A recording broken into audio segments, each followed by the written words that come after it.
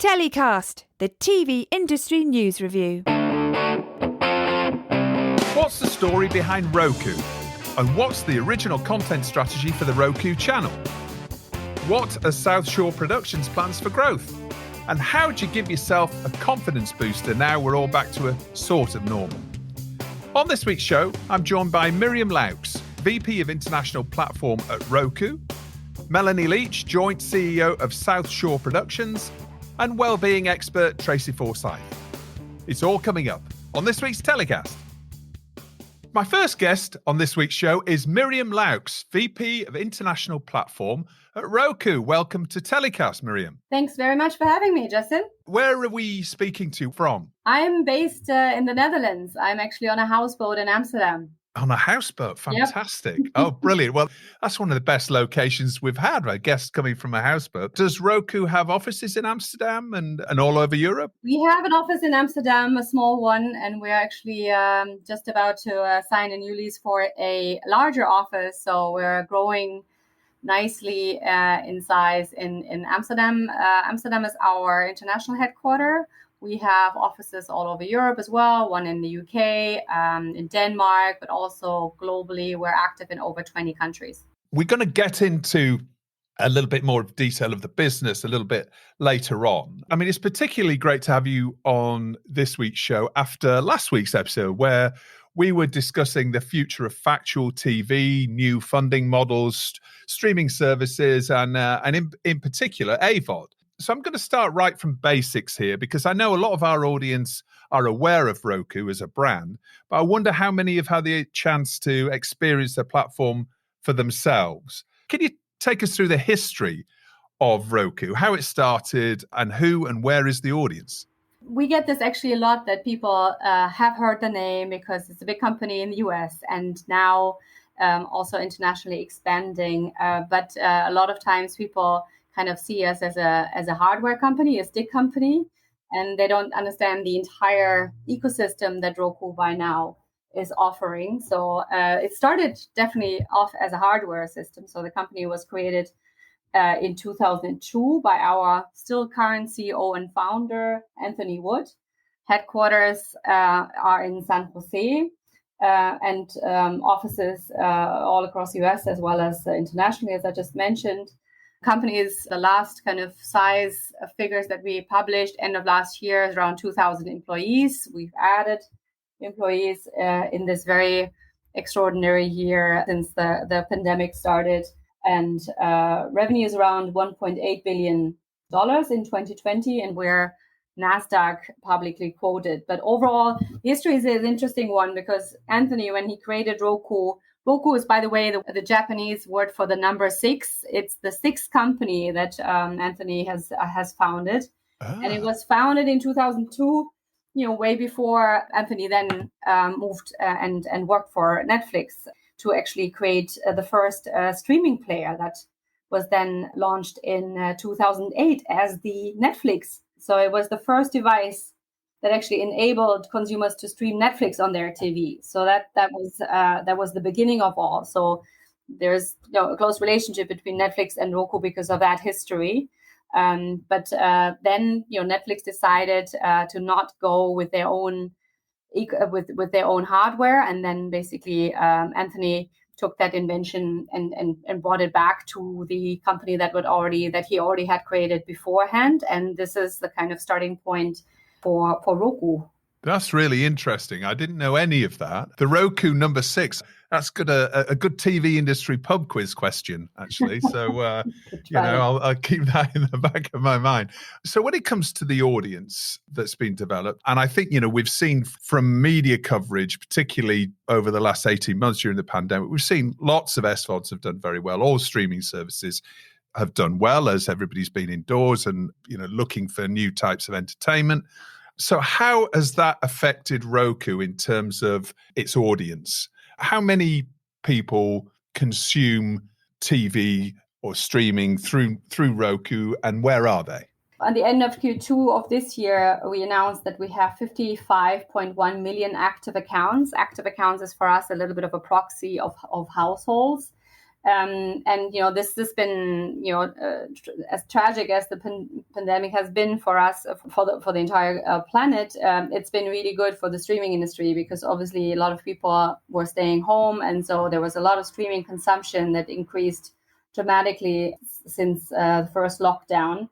And for us, it's been really an interesting journey, because we are of the strong belief that all TV will be streamed. That also means that all advertising is going to be streamed. And our mission is to be the best streaming platform that connects the entire TV ecosystem. So it definitely has been the last 18 months very, very exciting for us to grow the company. And, it is a US-based company, and it's, the large part of the 55 million are based in the US, but our biggest priority is now to do international expansion, and this is why we're launching, and we have already business in the UK, in Canada, in 12 Latin American countries. We launched Brazil a year and a half ago. We're very strong in Mexico already, and we just announced our German launch as well, so which we're going to be doing shortly. So there is international expansion is a big priority for the company. But yeah, the majority of the audiences are still in the US at the moment. It's really interesting. You were talking about the background where Roku came from and the hardware approach that you're taking, which is pretty unique, other than, I suppose, Apple TV, in terms of other streaming services that are available through hardware. So just so I'm really clear about how consumers access Roku, there are a number of sticks, aren't there? There are sticks like dongles, if you like. People often call them that. You put in the back of your TV, goes in the USB port, a little bit like a Chromecast, connect it to the internet, and then essentially it's like an app-based interface that you can then go and explore. Is that a fairly reasonable description of it, or is that rubbish? It's one way to consume Roku. There are two ways to consume Roku, or to get access to our platform. So there's the Roku streaming players that you just mentioned, that are sold through retail stores like Argos and Currys and Amazon, for example. And we just, by the way, launched our Roku streaming stick 4K, which is the best streaming stick we've done so far. And also maybe a background information. The Roku actually pioneered the form factor of a streaming stick in 2014. Before, there were kind of boxes that were bigger, but the typical streaming stick that you see, also other competitors, adapting in that same point, was actually invented at Roku. And the Roku streaming stick 4K that we just launched is designed to get the customer to content even faster. It has a faster processor and also better Wi-Fi. So I think there's two ways. There's the sticks, but there's also the other path to get access to our platform, which is the TV manufacturing side. So Roku is actually an operating system. It's a little bit like the glue that brings all the different pieces of the TV industry together, like the manufacturers, the services, the customers. It's an operating system to TV manufacturers. So we have over 15 TV manufacturers that license our operating system, which is fully focused only on the TV experience, right? We don't do anything else. And they license the operating system. So when you buy a, let's say, Hisense TV in the UK, you go into the shop and you buy the TV, bring it home, and you switch it on. And the first thing that you see is a Roku user experience, very purple, which is our color. Very happy with the purple color. And then you can see, the user experience. You can see the different services: Netflix, Prime Video, Disney Plus, all of this that you can then authenticate, or you can buy. You can. There's TVOD services, so you can rent or buy. Should we view this as a platform that all other apps sit on as well? So it's not just a case of accessing the Roku channel. It's actually a whole interface that all the other apps, Apple TV and Netflix, they all sit within, essentially. Exactly. So that's exactly what an operating system does. It brings all the partners together. So we have a channel store where thousands of apps are sitting in, and obviously the biggest ones, the Netflixes, the Prime Videos, the Disney Pluses, but also on the AVOD side, other services as well. So That is basically what we do. We're bringing everybody together, and we believe that the operating system will be the glue in the middle of the entire system. So the reason why we think that Roku is very well positioned is because we're licensing our operating system out to all of those TV manufacturers. If you look back, TV manufacturing is a very hard business at this point. The margins are small. Lots of people actually left the business over the last 10 years because it's really hard to kind of make this work. You need to have the scale, and you also need to have a really good operating system on your TV. And that is very hard to develop in the first place, and then even harder to maintain because, you have various models, older TVs that still need to be updated and refreshed. So for a TV manufacturer to have your own operating system and develop this and have the engineering departments kind of doing their kind of more proprietary system, this is getting harder and harder. And we believe that only a few TV manufacturers will be having their own operating system, and the rest will be licensing an operating system into their TVs. And this is where Roku comes in. We're licensing ours out because we're so focused on just the TV experience. We don't have to kind of, make sure that people buy shoes or buy cell phones or stay a lot of time in the search or in other services. We're very focused on optimizing the TV user experience. So I think this is why the operating system is, that is focused on TV, on the TV user experience, so important for the TV manufacturers going forward. Right. Okay. So we'll see a lot of new smart TVs coming to the market with Roku operating systems. And we've got the sticks, which essentially, is it right to say that if I don't have a smart TV, but I have a TV with a USB stick and I put the Roku stick in, it's almost like becomes a smart TV in a way, right? Yes, that's it. That's exactly the point where people are buying the streaming devices. They want to make their existing TV smart. Okay, good. That sounds like it makes perfect sense. So when it comes to channels and what's available in the hardware, you have a number of remote control devices on the sticks that work with the sticks that actually have Netflix buttons already incorporated into them. To give us an idea of the best performing channels and brands on Roku. Now, we'll talk about the Roku channel in a second, but in terms of third-party services, which are the best performing? I mean, we work with all partners in the markets. We really like our kind of more neutral positioning. Obviously, the big SVOD partners that we have, on the platform globally, also in the US, are the big names that everybody knows: the Netflix, the Prime Videos, the Disney Plus, the Sky, the Zone. There are so many, but the ones which obviously the best kind of rights portfolio and the nicest and the best user experience, and also a great kind of price value relationship. They are the one that is also the biggest services on our platform. They are the biggest services in a country then, so also on our platform.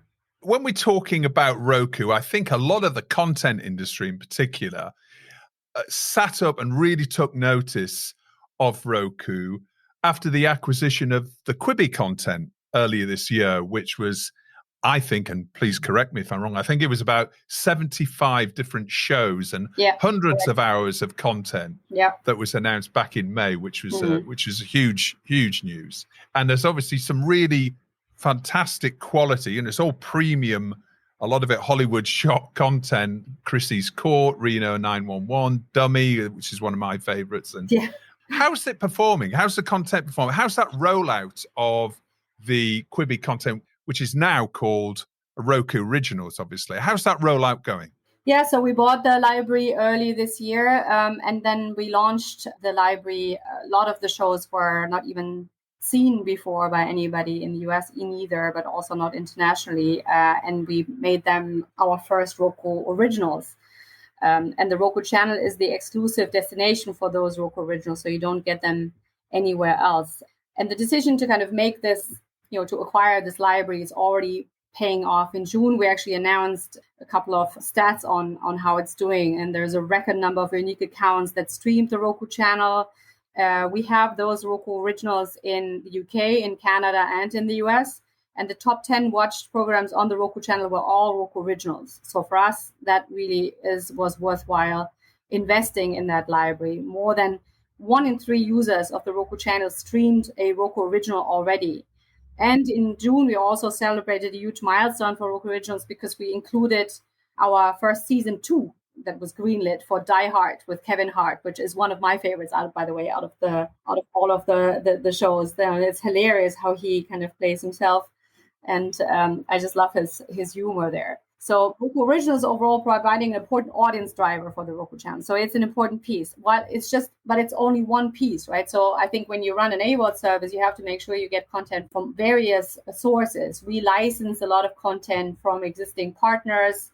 We will continue to be licensing content from existing partners. We're oftentimes also getting new partners. So the Roku Originals or the own production on greenlighting, like second seasons and all that is one component. But the larger strategy is to kind of bring great content to our AVOD users for free, because when the Roku channel was created in the US, that was actually the reason why it was created in the first place in 2019 in the UK and earlier in the US as well. Because we found a lot of people searching for free content on our channel store, and we thought at the time it wasn't really there wasn't a lot of free options available. So that's the reason why we created the Roku channel in the first place, because there was a demand, there was not a lot of offer. So we said, okay, let's invest in this in our own AVOD store and our own AVOD channel.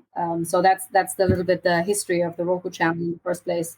Okay, coming back to the originals for a second, with that many shows and that much content that you acquired in one go, that was coincided with the launch of Roku Originals. I mean, was that an opportunistic move, or was it something that you always wanted to get into original content and this just happened to sort of supersize that move? I think might have been a little bit of both. We're always looking around and trying to find the best content for our customers, and that opportunity came up, and we saw that as another way to kind of be able to show great content to our customers. And it was highly the production value is really high. We were able to get to acquire the entire library. We actually launched the library in a pretty unusual way. As the first wave of Roku Originals, and the second wave just followed then in August this year. We actually had a lot of shows being premiered on the Roku channel as Roku Originals in one go. This is when you have a larger library like that. We also wanted to kind of create a big buzz around this, and we have like top names attached to the Roku Original, right? Kevin Hart is one of them. So that's basically the reason why we bought this, because it was great content. We thought we could actually show that content to a lot of our users for the first time, because there hadn't been maybe users before. So we thought this is a great opportunity for us to kind of move more and to acquire all the entire library, and it was definitely the right move. It really paid off for us. So very, very good. Okay. That. Well, that's good to hear. And how much Quibi content, or how many Roku Originals, should I say, have yet to surface on the Roku channel? Yeah, so we will still have a long time new shows premiering through that library. So we've already done 2 waves, and with a number of shows going out. And then now I think we're going to be, moving from those kind of larger waves into smaller pieces, more, regular premieres that we want to do. So I think that's the strategy going forward. Presumably there was a lot of shows that haven't been announced yet, that were in production, maybe that you've got the opportunity to announce and PR around Roku, right? Yeah, that's the idea. So basically creating buzz around the new shows. I mean, when we acquired the Quibi library, there was also shows that were still in production, so that hadn't been shown before to anybody, not even in the US. There's shows that were in an earlier kind of setting that we've decided to kind of continue. There is shows that were already at the end of their cycle that we can now bring out. So this will be a continuous effort to premiere those shows. It wasn't like we acquired a ready library and then we can just premiere that and show that to the customer. It's an ongoing. It's a living segment there, or a living, breathing library that we were buying. So there is still way more to come for sure. Right. Did you have to recut everything? Because presumably it was all in short form format before. So is it all been recut as long form? No, we actually did not recut this. We left it in the original shape. It was optimized for that original shape, so up to 15 minutes per episode. But we have this function, which is basically, if you don't do anything, it continues just playing one episode after the other. So this automatic way. So it doesn't really feel like when obviously when you want to leave and you don't want to watch anymore, you leave after the episode one, and then, but you have to kind of stop. You have to press stop for it. But if you don't do anything, that it just continues to play the next episode. So it doesn't really kind of come across as a short form content. If you kind of continue watching, it's there is an entire arc around the shows, and you don't really have that impression that it's some of the scripted shows are also serialized. So there's a hook at the end, but then it goes to the next episode pretty quickly. So I think we didn't have to do anything around it. It was perfect as it was. It probably feels like a natural ad break, right? In terms of exactly, yeah. Okay.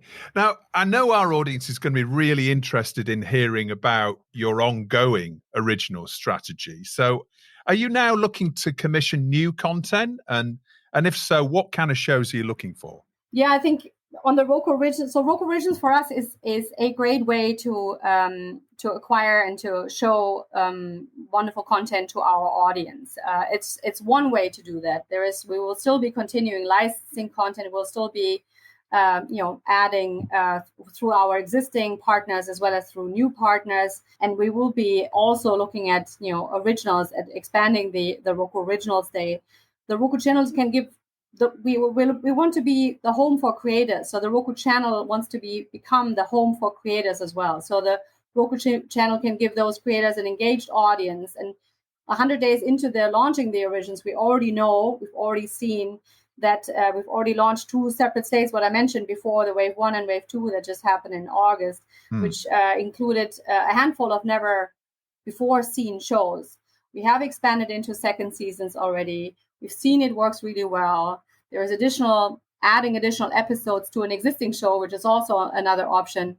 So all of those kind of roads, all of this is something we want to do. But there's nothing that we are today announcing of we're adding more. I think it's always about finding great content that is easily accessible for customers, because we won't be an SVOD service like Netflix with a $20 billion content budget. We are an AVOD service, so we want to kind of serve the best content for that special use case that we have with an AVOD service. AVOD for us will be an addition to SVOD. So there's no kind of competition in a way that we are going to be replacing any of the SVOD services or the SVOD category anytime soon. This is an additional piece to the highbrow, a lot of the highbrow and a lot of high production value shows that the SVOD providers are offering.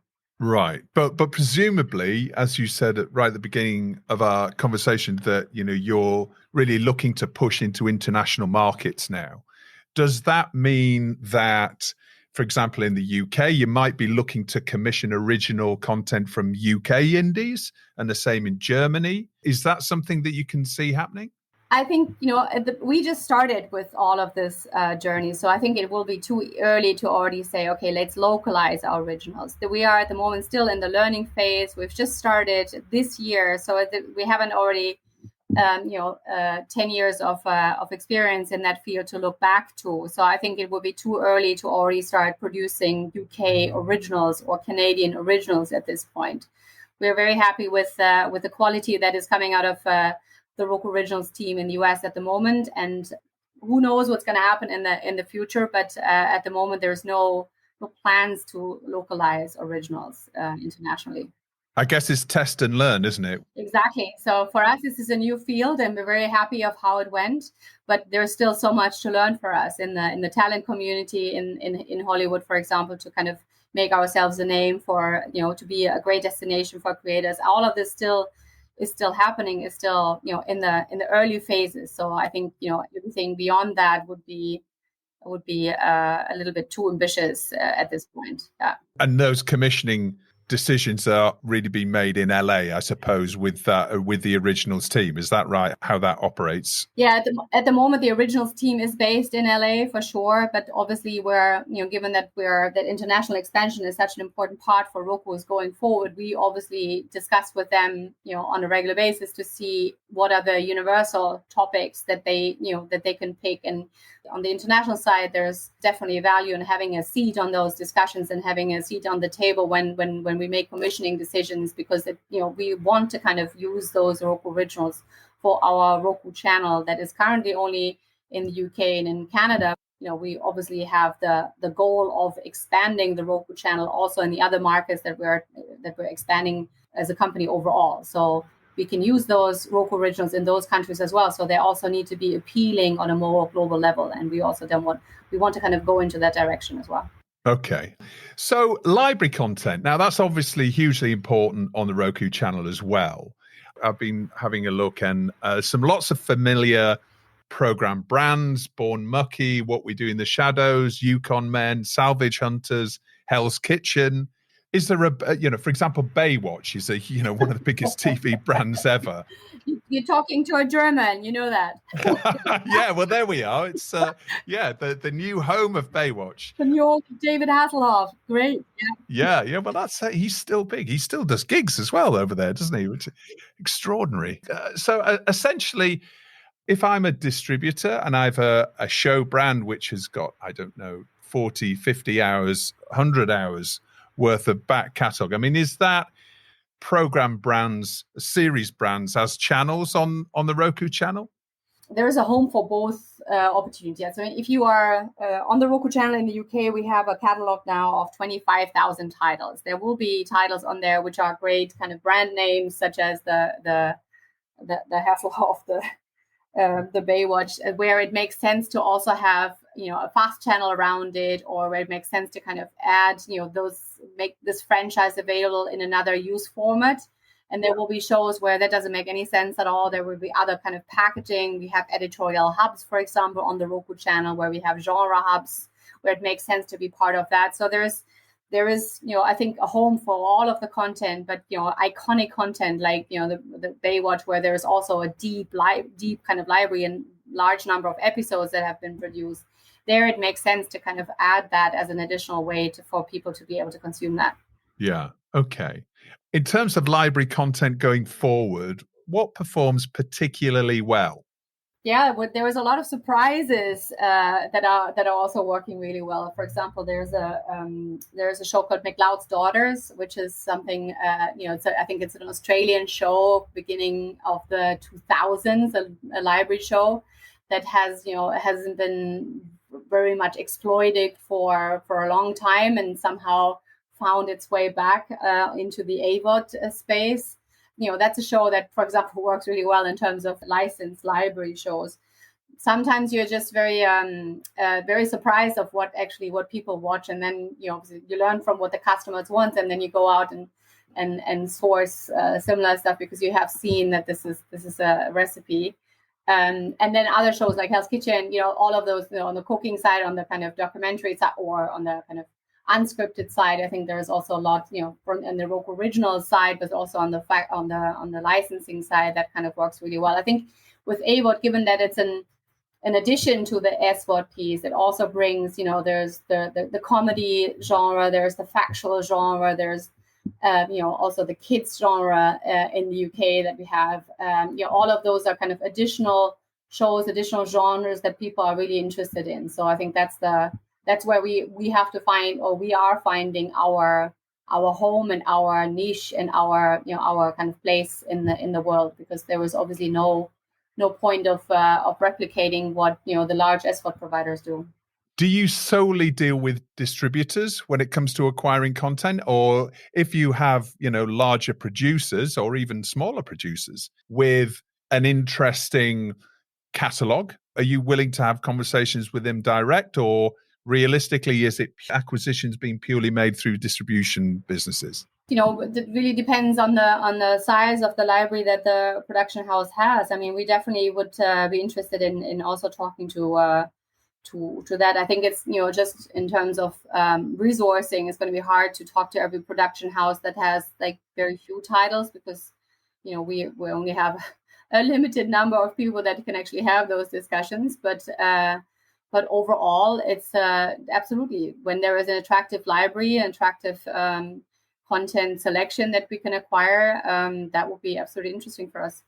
Those buyers, are they based in those regional offices that you mentioned earlier on in terms of Canada and the UK and Germany? Are they all based internationally, or again, are they purely based out of the US?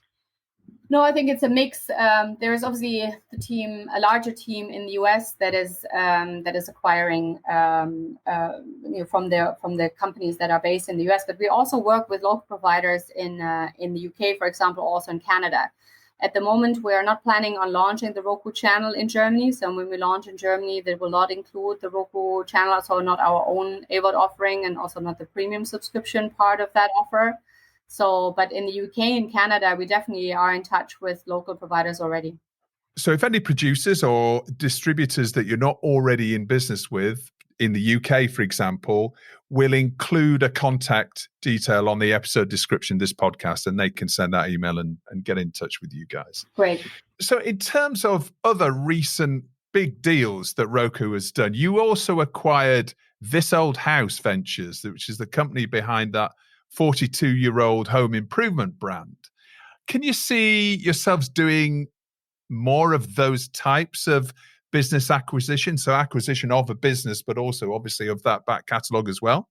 I think it's one possibility in the toolbox, right? So This Old House was a great acquisition because, it's been around for a very long time. It's a very trusted brand in the US. It's already made some inroads internationally as well, but it's the home improvement iconic kind of brand in the US. So if that becomes available, and it also includes production facilities, which you can then continuously using for the brand, but you can also venture out of those brands, using that brand and doing, additional shows with that brand and work with that team and create more great content for our customers. That is something that we absolutely look at. Of course, that would be the full package deal. But overall, we're always looking for the content first, for how much the content is actually fitting to our customer base, and then we look at the deal that can be struck in the back. There is no kind of boilerplate deal that we go out and say, okay, we always buy companies like This Old House, and we always buy the entire company. There is various ways we can strike a deal there. It must be exciting being part of this. You said 2,000 employees, hardware and software consumer business, that you can be so opportunistic and go out and buy all that, Quibi content and businesses that have the sort of content that you're looking for. It must be really exciting from your standpoint, and seeing what opportunities present themselves, and then you get to go out and launch them. From my end, really interesting is to see this large ecosystem that Roku offers, right? Starting from like a big engineering team, the US making the best hardware possible, working with the TV manufacturers, making sure that our operating system gets really well implemented into all of those and then see, going to the Media Markt or going to the Caris or the Argos of this world, and then go in there and see a Roku beautiful TV there, and then opening it up, and then basically see how many content deals we've already done in terms of getting Netflix and Prime Video and all the big partners onto the service, and then being able to also have our own service on top of that, and being able to acquire content for all of those, and then also monetizing it, right? But that's something we haven't talked about this at all, because 2/3 of what Roku makes in terms of the revenue is coming from the platform revenue, not from the hardware revenue. 2/3 is from the platform revenue that includes content revenue as well as the advertising revenue. So we do have a big advertising business that kind of monetizes our customer base. So it's just a very large range of what the company kind of covers with relatively small number of people, right? We're not, the Amazon, which has like 1.3 million or how many, employees around the world. This is a pretty small company compared to those giants that we kind of run against every day, right? Where this is a kind of a David and Goliath story, but and that's what makes this role in this company so excited, that you can basically see you can see the entire customer journey from how the hardware is built to how we monetize. So the entire journey, and how do we make that journey as pleasant as possible for the customer, so that it's the customer finds exactly the entertainment that the customer wants for that in that minute when it arises. So it's that, I think that's the fascinating.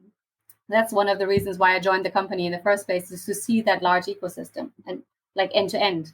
And we've seen all of the AVOD forecasts, the forecasts of how the industry's going and where AVOD's going to be in 5-10 years' time. I know Omdia did some research fairly recently, which showed the growth. So it's a very exciting time, I guess, to be at Roku. Absolutely, and also with that international expansion that is happening at the moment, I think that's the most fun part of being at Roku at the moment, so that we can bring that successful business model and that successful product that we've had in the US for a long time, that it's been like perfectioned and optimized in the US for a long time. Now we can also bring it to the 1 billion broadband households that are still around the world, that are still in search for a smart TV user experience. That's the fascinating part. So bringing it internationally, making it international. And now it's the time in the show where Miriam gets to nominate her story of the week, the TV industry news that's caught her eye in the past 7 days. What's your story of the week, Miriam? Story of the week is that Viaplay is launching in 5 countries, one of them being my home turf, Germany, but also in the Netherlands, where I live right now. And that's, I think, fascinating, because you can see that there's still a growth in that segment. There are still even European players that are going to other European markets, or that are going global. And there is more and more of those services coming. And it's not just, why that is fascinating is, first of all, it's not just the US players going global, but also European players going global. I think that's great news. We've only seen this in smaller numbers of, BritBox, for example, is a UK example that went to the US and other partners, other parts of the world. But overall, that doesn't happen very often. So I'm very pleased that there is a European player that is coming, and we are obviously interested in always expanding our number of partners and expanding the content that we can offer to our customers. So having that as an additional service that is coming and that is growing with the Formula One and the sports right that they bought exclusively, I thought that was fascinating. On the same token, there's also Mark Dorcel, who's the on the adult entertainment side, is also kind of going over the top now, and having their own kind of aggregated service. So there's more and more services coming, and that's exactly why platforms like ourselves are so important, that bring all of those services together, and that that make it easier for services, so for SVOD or AVOD or TVOD services to come onto a platform, and for manufacturers to use our operating system. So without the need to having to build and and maintain their own operating system. So we are the glue, and this is the more partners are coming onto those onto the platform, the nicer it is that we can offer that great content to the customers. So that's for my news of the week. All right, okay, and it is interesting. I mean, even though you're working for an American company, that certain times you think, oh, Netflix is just steamrolling everybody, right? And there's no other, it's Amazon, some of the biggest companies in the world. They're just, this American dominance is rolling through the TV industry. But actually, you see players like Viaplay, and you realize that actually domestic players as well as US players have still got a role to play in the international industry. So it's going to be, it's fascinating. It's just very rare. It's just very rare, because usually you have local players that are really good in their local markets. The TV Nows in Germany, for example, the BBC iPlayer.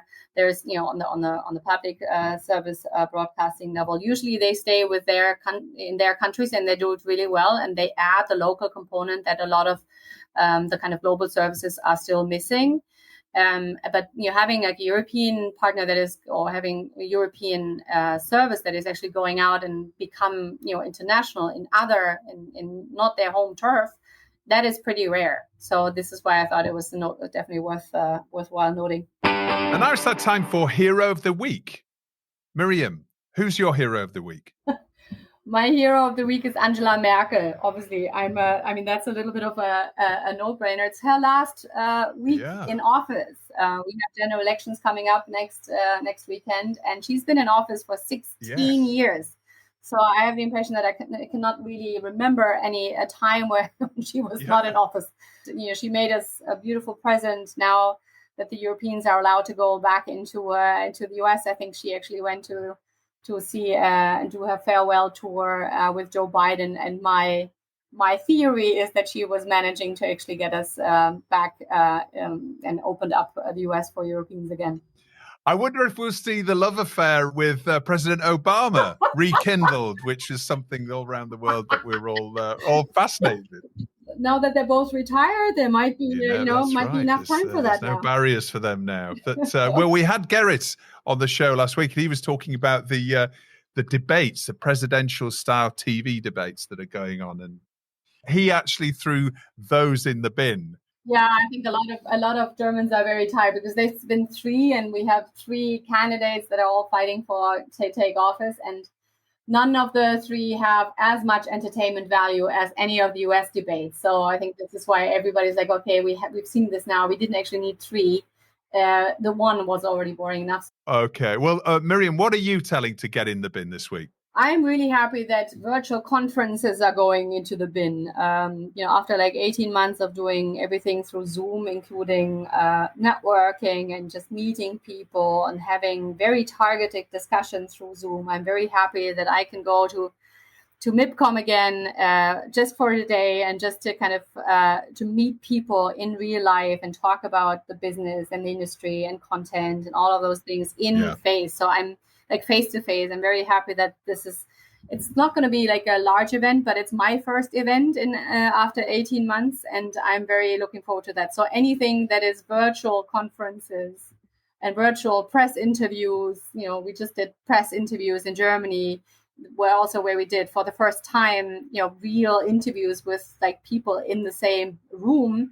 That was the best experience after 18 months of doing Zoom. So Zoom and virtual conferences in the bin. I look forward to meeting you at MIPCOM, Miriam. And I think you're right. As long as you don't put virtual podcasts in the bin, I hope, that would be a shame. But thank you for coming on the show. It's been brilliant to chat to you. I've learned a lot about Roku, actually. So thank you for spending the time. And I will see you for a glass of rosé on the Croisette. Please, absolutely. Thank you for having me, Justin. My next guest runs one of the UK's leading indies and is one of the most experienced voices in TV production in the UK. Melanie Leach, joint CEO of South Shore Productions. Welcome to TellyCast, Mel. Thank you for having me. Now, a lot of people know you not only from your new business, but also from 2-4 Group, which you sold a number of years ago. And you produce shows like The Real Marigold Hotel, the Educating series, and The Jump for Channel 4, The Hotel Inspector, etc. So lots of really successful shows. How have you dealt with the pandemic at South Shore? Because obviously you were a new indie and we went headlong into this pandemic 18 months ago. And there's a number of businesses that have set up during the pandemic. You're obviously not the only one, but how's your experience been of starting a new business? So we started South Shore about 2 months before the pandemic, I guess. And, prior to that, Andy and I had been at 2-4 together for a really long time with the team who came to South Shore with us. So, I'm not going to pretend it wasn't frightening. I think, it's always frightening when you leave a job you've been in for a really long time. And we were already, I think, quite scared about what it would be like to run our own business. And that was before we knew that we were going to end up trying to run one through the middle of a pandemic. Looking back on it now, I think in many ways it was as much a blessing as it was a curse. The pandemic was incredibly hard for all businesses in TV and beyond. And I think particularly difficult for some of the larger ones, actually, where, all production had to be stopped and, the management had to deal with a lot of furloughing. And in many ways, we were quite lucky that we weren't in that position at that time. We were a small startup, we were well funded, and we were able to just get our heads down and concentrate on development rather than kind of worrying strategically about how to survive. I think we're finding this, or seeing this in the industry right now, is that all of those months of development that everybody spent is now coming through, and there's so many great ideas and so many projects that are getting green lit, which is brilliant. It's almost like that cork is coming out of the bottle after a number of months. Are you finding that? Are you finding that sort of with a little bit of a mini boom time now coming into the end of the year? Absolutely. I mean, I don't think I've ever known the market as buoyant as it is at the moment. It's a jungle out there. Finding staff is really difficult because all the production companies are really, really busy, which is great, actually. It's obviously difficult when you're crewing up, but it's also fantastic to see the industry bouncing back so strong. Yeah. And you've got 2 offices, right? You've got one in Cardiff and one in London. That's right. Did you establish the business from day one with 2 offices? What was the thinking behind that? I mean, we started just in London, but always knowing that we were going to end up with either a national or a regional office. That's always been important to us. I'm from the West Country, Andy's from Blackpool. We've both kind of grown up in television outside of London, and we're very, very keen to support, the nations and regions strategy. So yes, it was always our intention that we would have a second office. And we've opted for Cardiff because there's a great pool of production talent there. We know the area well because we had a couple of labels in Cardiff when we were at the 2-4 group. And, it's just a great place to do business. So yeah, 2 offices is where we're at. So after building and then selling a £50 million turnover production business, what does that teach you about setting up a new one? Because you must have harbored thoughts of setting up for a number of years. I always imagine when people do that, in the back of their minds, they're honing this perfect model of a new production company. And as soon as they're out of their earn-out and ready to set up again, they've got this perfectly formed new business. I mean, is that how it was for you? I mean, I'd love to say yes, but in all honesty, no, not at all. It wasn't like that. I think it's important to explain, 2-4, which, Andy and I looked after, it wasn't our business. It was founded by a man called Charles Wace, who initially sold it into private equity. And then subsequently it was sold to ITV. This is the first time Andy and I have actually run our own business. We were the custodians of somebody else's business at 2-4. right. So yes, of course, we use that experience to prepare ourselves for running our own shop, but it does feel incredibly different. South Shore is a very, very different company to 2-4, and our goals and our aspirations for it are equally different. Okay, well, tell us a little bit about that then. I mean, what sets you apart? What's your USP as South Shore? Sounds cliche to say fewer, bigger, better, because you hear it all the time in telly. But I think for us, that really is the case. We don't really want to end up with another business on the scale and size of 2-4. 2-4 by the time we left was and is a prolific producer, making 20 or 30 series a year. It's a fantastic business. I think we would probably prefer to do fewer projects, but on a bigger scale, perhaps. So we're quite specific about what we will and we won't produce. We're only really in 3 territories. We make premium factual, and feature docs. We make fact and features programming, and we make entertainment. That's sort of it. And we probably won't deviate too far from that. Right. Okay. So it's the premium end of the market you're very much focused on. No, I wouldn't say premium in terms of budget. I would say premium in terms of IP generation, probably. So I grew up making daytime telly. I absolutely love daytime telly, and it's a big aspiration to have a big successful daytime hit here. Some people may not class that as premium. That is premium in my world. When you look across the international formats market, I don't think there's a producer alive who doesn't envy Come Dine With Me and wish they had it in their portfolio. Certainly we'd like one of those. So that's interesting. Daytime. So we're actually not spoken about daytime on TellyCast at all. We obviously need to do a show dedicated to it, I think.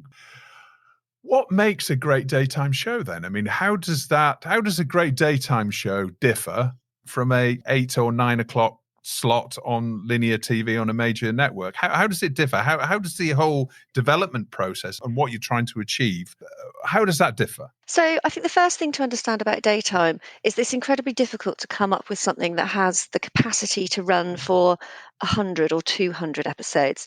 It's much easier to come up with something that can play as a 3-hour box set, in my view. So finding an idea that is resilient enough to take that level of order is really hard.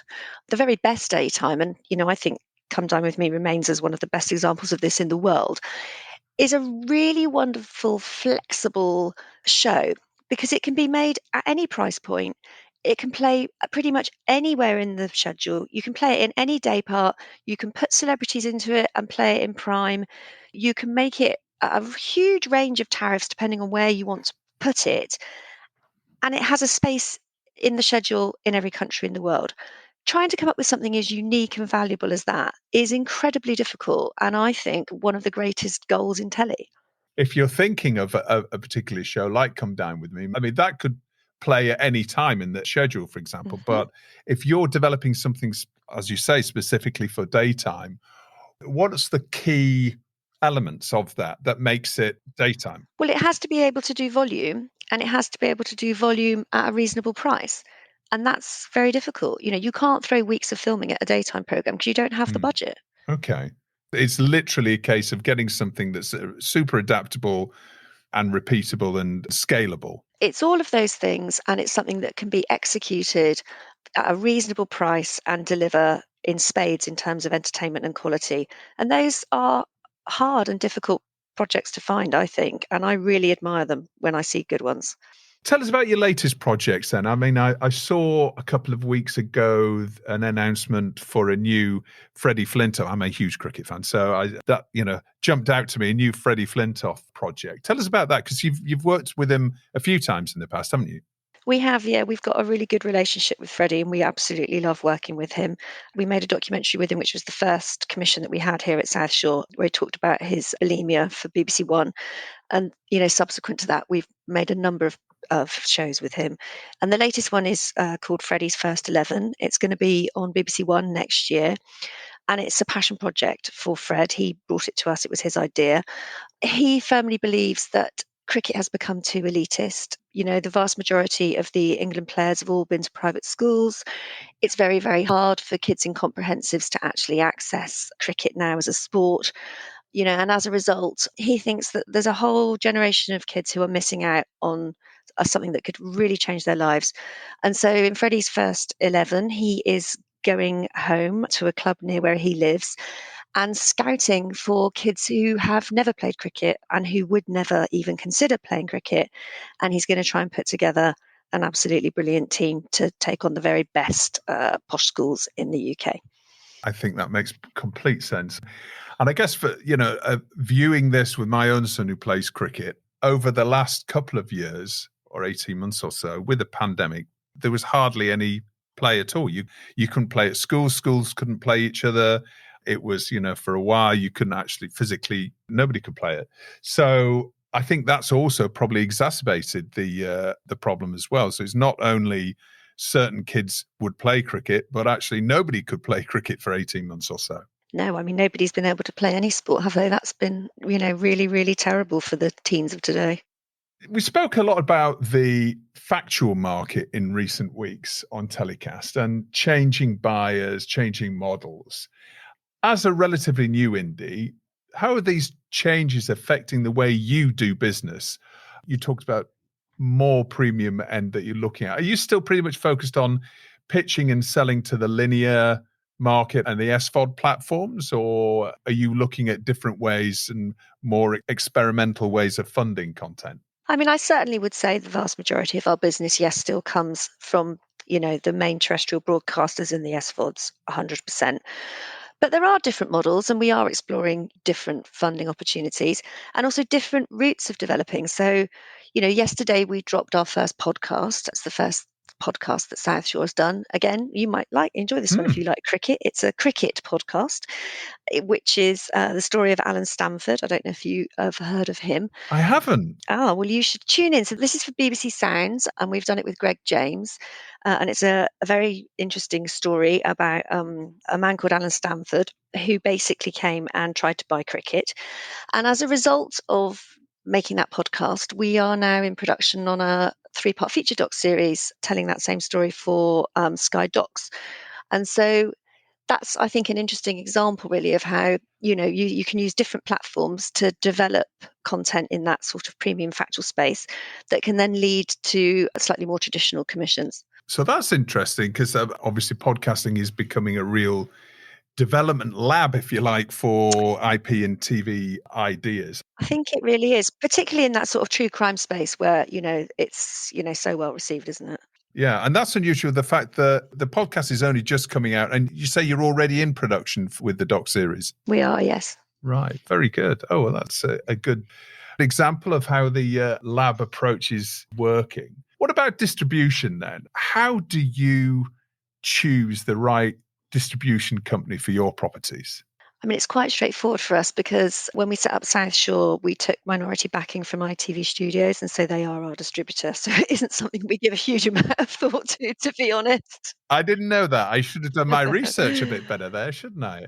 Do they have first option, or do they just essentially just distribute everything that you do? They have first option, and they also don't have to take our content if they don't like the look of it. And if we have a deficit to fund and it isn't one that they're prepared to match, then we can obviously go out to market and talk to other distributors. All of our projects are sat there because they're a great distributor for us. They're really supportive. They do a great job with our finished tape and a brilliant job with our formats. So they're a good home for us. And how about pitching and markets going forward? Presumably you attend most of the key markets like Real Screen, and do you go to Science Congress, or do you tend to go to MIPCOM, or do you leave that to ITV Studios to do that? I mean, historically, we've always gone, but of course, nobody's been anywhere for 2 years, have they? So Nope. It will be really interesting to see how those markets recover. We're not going to MIP, in a couple of weeks' time. Maybe we'll go in the spring if it looks like there's going to be enough people there to justify the trip.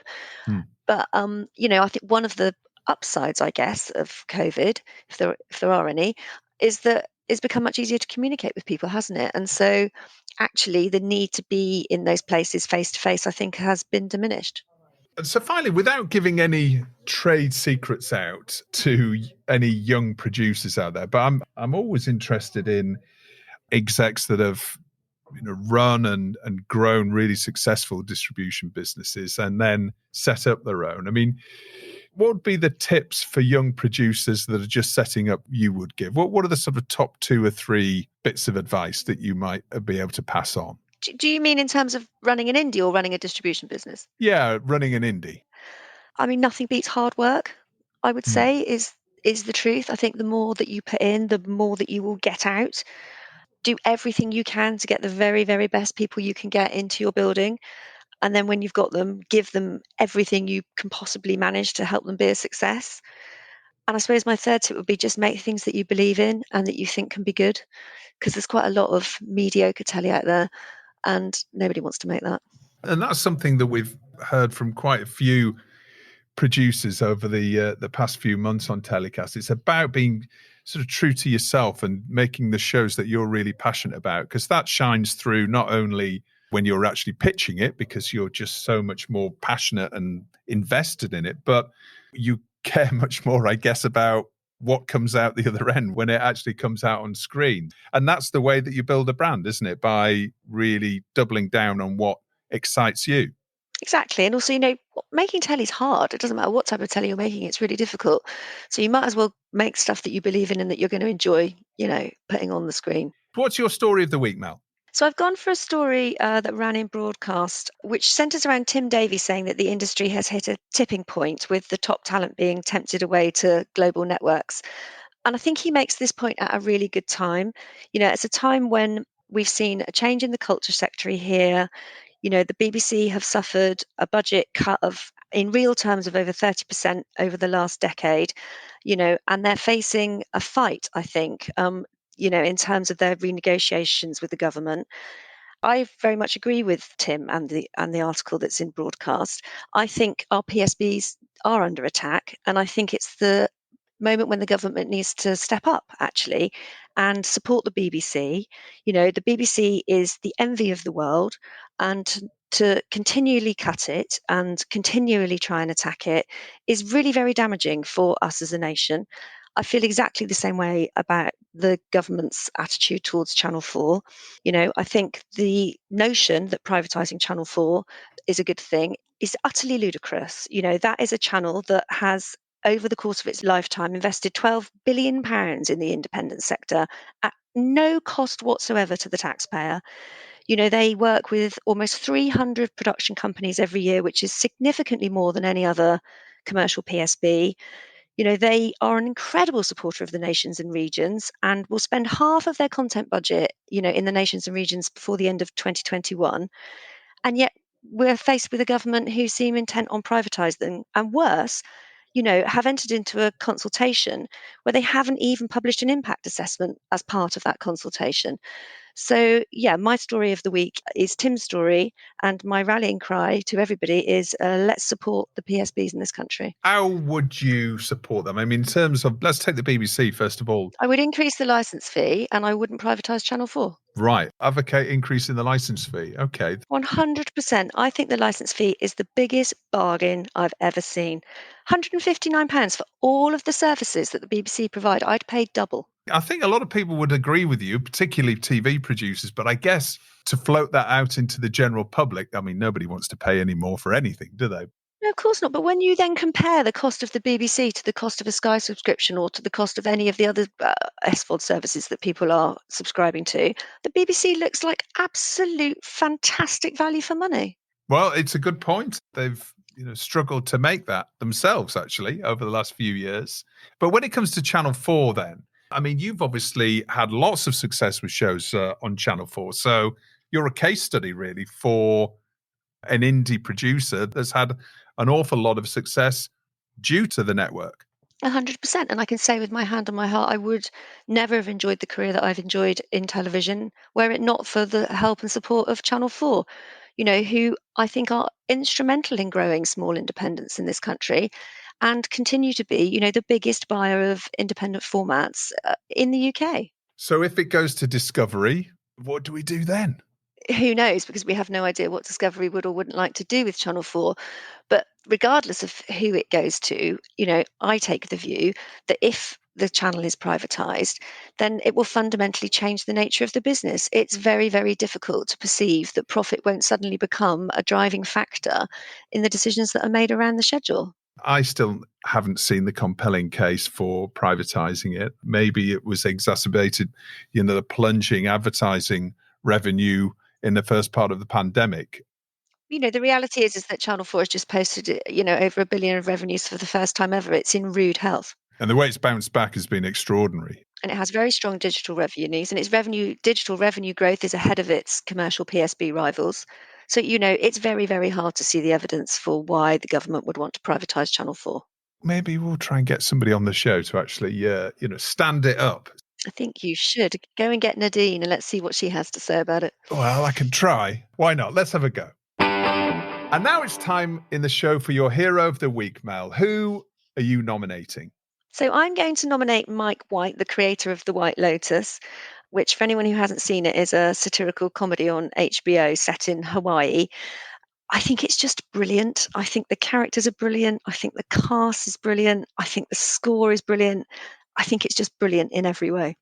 All right. I've heard a lot about this. Hasn't quite made the watch list yet. Clear your diary and watch that one tonight because it's really good romp. Okay, brilliant. Well, we'll put a link in the episode description to that and your story of the week as well. And how about the bin? Who or what are you telling to get in the bin, Mel? So I'm going to be really boring, and I'm afraid I'm going to put Boris in the bin, which I know is very predictable. Boris. But this week, I think, is an extraordinary week in Britain. We are seeing people having punch-ups in petrol forecourts because we've run out of fuel. We've got empty shelves in our supermarkets because there's nobody to pick or move the fruit and veg. We've got restaurants closing at lunchtime because they can't get any staff. And these are not problems that have been created by COVID. These are problems that have been created by our government. And that is the same government who seem intent on dismantling the BBC and trying to sell off Channel 4. So I'm afraid I'm going to be boring. I'm going to put Boris in the bin. I think it might be the first time that Boris has actually been put in the bin. Good. Well, I'm glad I'm a first. Yeah. But I have to agree with you. My Saturday night, Mel, my Saturday night entertainment was queuing at a petrol station from 10 o'clock till midnight. And it was an experience that had everything. It was the world's slowest car chase. It had drama. There was a fight on the forecourt that I saw halfway through it.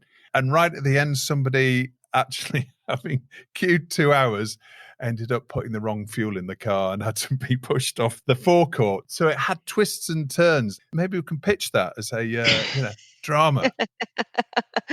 I think you'll find a buyer for that. It's All a good tale. All right. Well, we'll see. Mel, thank you so much for coming on the show. It's been great to speak to you. All the best with South Shore, and we'll see you in real life very soon, I hope. Thank you very much. It's been a pleasure. And now it's time for our final guest on this week's show, and I'm delighted to welcome back our well-being expert, Tracy Forsyth. How are you, Tracy? I'm really well, Justin. I'm really pleased to be back. Yeah, it's brilliant. It seems to be weeks since we spoke. How was your summer? Oh, very good. It's a long distant memory, but I managed to get away and get some vitamin D, which makes all the difference. And I think, oh gosh, it's actually starting to become a necessity rather than a nice to have. So yeah. I'm figuring out a way that I can actually retire to the Mediterranean or work from home from the Mediterranean. So that's my plan. Wouldn't that be nice? Yeah, I mean, we're now into October. The nights are drawing in. Yeah. First rainstorm that I walked through yesterday got absolutely soaked. Yes. We've got all of that to look forward to. But, there's lots of things to enjoy about autumn as well, aren't there? Exactly. Yeah. And I've also been busy, Justin, launching my Fast Track to Fearless Academy. So that is it's an online academy where you can do all kinds of courses and group coaching, and there's lots of free resources. And it's devoted to helping talented people like those in the TV industry to develop the self-belief and self-confidence so they become fearless about who they are, what they want, and know how to get it. So I was going to talk to you about last week I did, or was it this week? This week, I think. Gosh, last week, sorry. Time is merging into one. I was very busy doing a 3-day challenge, a Fast Track to Fearless, from shrinking to supercharged self-confidence. And I thought it would be worth talking to you about it today, because I think with the return to work and the return to in real life markets and all the kind of flux that's going on, I think a lot of people have lost a bit of confidence having been through working at home and in the pandemic, so lots of clients are sort of saying to me, well, I'm just worried I won't have anything to say, or I'm just feeling a bit sort of weird about being out and about. And it's just such a big leap. I just thought, I'm just going to tell you the 3 activities that I did on the 3-day challenge. Great. Okay. They're all really simple things that are designed to help give you a boost to your self-belief and your self-confidence. So excellent. That's what we need, a booster to go into the autumn and a bit of confidence. Okay. Exactly. So as we have discussed before, Justin, this industry is full of amazing, talented overachievers. But the one thing that they often have in common is that they're incredibly self-critical overachievers. And often they have an image of themselves in their head that is much, much more negative than other people's opinions of them. So we walk around often, berating ourselves, putting ourselves down, kicking ourselves when we've made a mistake. And other people see this wonderful, talented, inspirational person. And there's a real sort of difference there. So, and I think that's wrong, because I think people are wandering around thinking, believing this negative self-image of themselves when other people around them think they're the bee's knees. So my first challenge was and you can do it maybe whilst we're doing this, let's see if you get responses, is to take out your phone and text 10 people in your phone, whether it's WhatsApp, Messages, Messenger, etc., and say, hey there, I'm doing a Fast Track to Fearless challenge. I've got to ask 10 people to describe me in 3 words. What are your 3 words for me? And actually on the night I was giving away prizes. So it would have been, if I win a prize, I'll share it with you. But what you could put there is like, if you do this for me, I'll buy you a pint, or whatever might be appropriate. So is that clear, Justin? Yes. Yeah, no, that sounds great. I mean, you have to be a little bit brave to actually ask people what they think of you to start with. That's why I call it Fast Track to Fearless. Listen, Justin, too much talent is going to waste. If the film and TV lot aren't brave, tenacious, go-getting, then who is? So I think all of you people listening are brave enough and courageous enough to go, hey, text 10 people, and they can include your mum and include people that you know are going to say nice things about you. Just say, hey, I'm doing this challenge, Fast Track to Fearless challenge. I've got to ask 10 people what words they'd use to describe me. 3 words. What are your words? If you do this for me, I'll buy you a pint. Okay? That sounds a pretty good deal. Yes. And so do that, see what words come back, and bathe in those words. The self-critical overachiever is likely to search through that list, ignore anything that is positive, and focus on something that might be mildly construed as critical. But what you will get back is an amazing list of words. It's what other people think of you. And even if you take into account, they're being nice, okay, you've given them free rein to give you 3 words, and see how those resonate with you, and choose 3 of those words, the ones that resonate the most with you. And I want you to practice saying it out loud. I am, and then your 3 words. So practice it in front of the mirror, practice it until you're not embarrassed, practice it until it trips off your tongue. I am XYZ. And listen, using that sort of exercise, or I always ask for feedback and testimonials in my coaching. The way people describe me is nothing like how I would have described myself. So the kinds of things that came back for me are things like life-changing, game-changing, revelatory, inspirational. So now, when I'm in a little bit of need a bit of a boost of self-belief and self-confidence, I think back to those words and say, I am a life and game-changing coach, an empowering force, and et cetera, et cetera, et cetera. So how can that fail to boost your self-confidence? Absolutely. And actually that little, it's easy. You can do it in 15 seconds. You can, get that text out there or that WhatsApp out there, can't you? But it's actually probably the biggest barrier to people, or their first step, isn't it, about addressing self-confidence issues, is probably the biggest barrier that may have to overcome. Yes. But listen, guys, if you're in this industry, do not tell me that you cannot do this.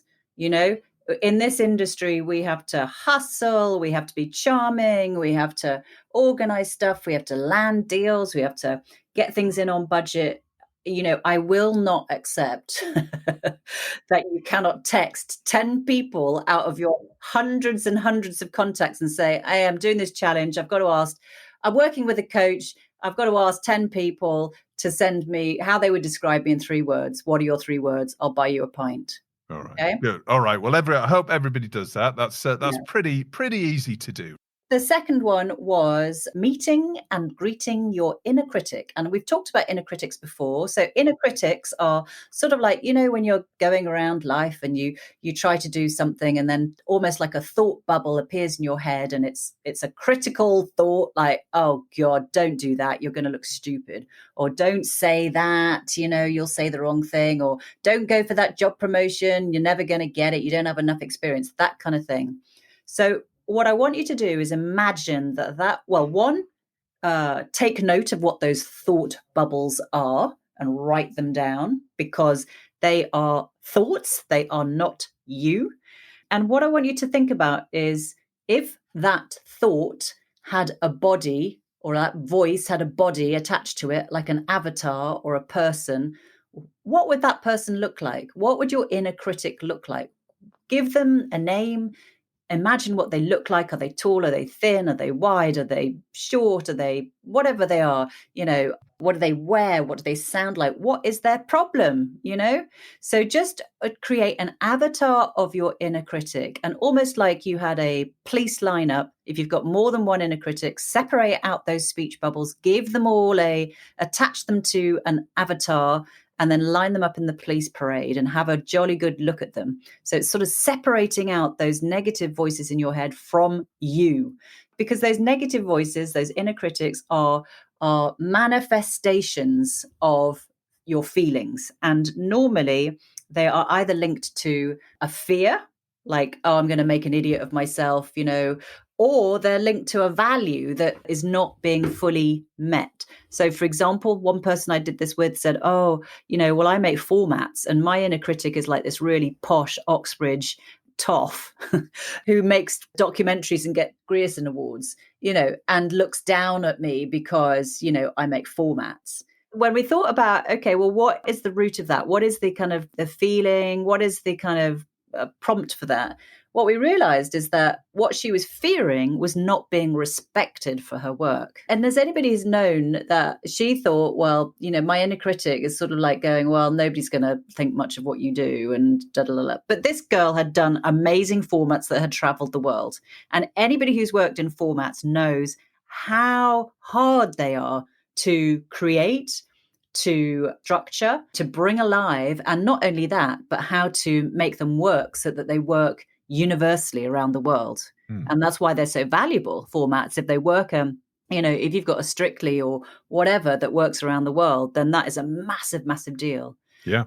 So meet and greet your inner critic and really take a look at who they are, what they look like, what fear or value do they represent? Does that make sense? Yeah, I'm visualizing that producer with red trousers, bizarrely, but there we are. Okay.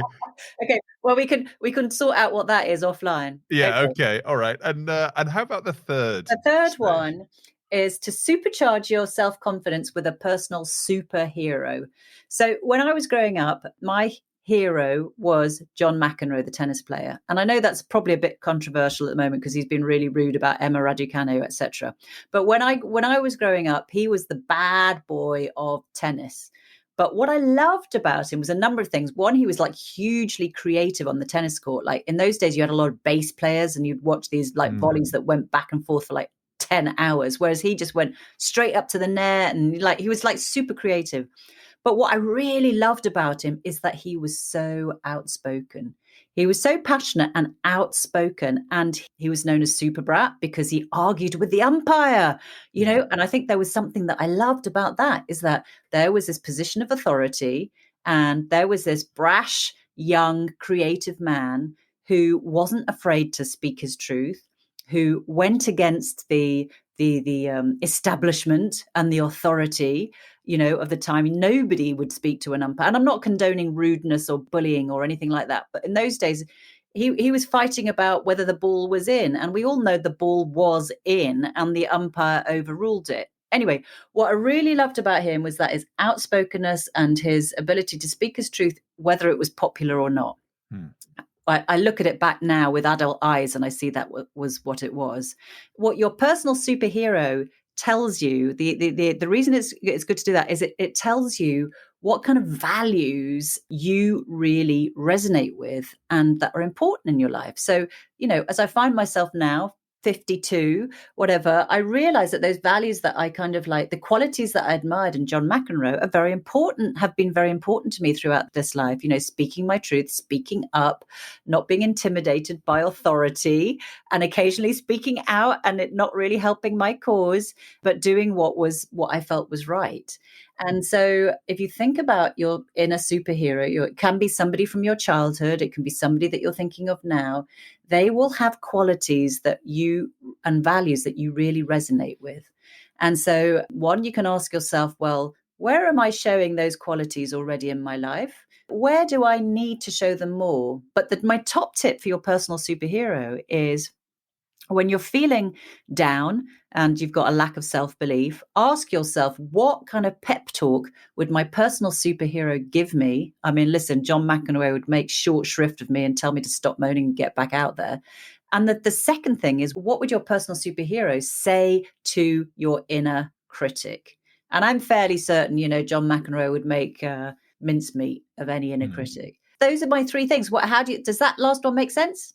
Absolutely, yeah. I mean, I think it's a really interesting sort of 3-step approach to facing down your those sort of insecurities and visualizing them and dealing with them. And so this is part of your course it's your Fast Track to Fearless course. Yes. So I am launching. So as you know, I do one-to-one coaching, but I'm launching by popular demand a group coaching program, 12 weeks. It's called Fast Track to Fearless Confidence. If anybody's interested, enroll now because it's closing soon. You can find out more details on fasttracktofearless.com, as well as all my other free resources to help empower you to get rid of that self-doubt and lack of self-belief and become fearless about your career, fearless about who you are, fearless and clear clarity on a career strategy so that you can deliver everything that you want to deliver in life and release your potential so that we can all enjoy it. That's great, Tracy. Thank you so much. And we'll put a link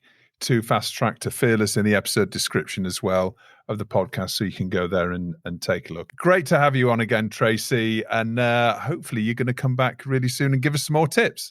I will do. Thank you, Justin. Well, that's about it for another week's show. As always, thanks a lot for listening. Don't forget to rate and subscribe to TellyCast and share it with friends and colleagues.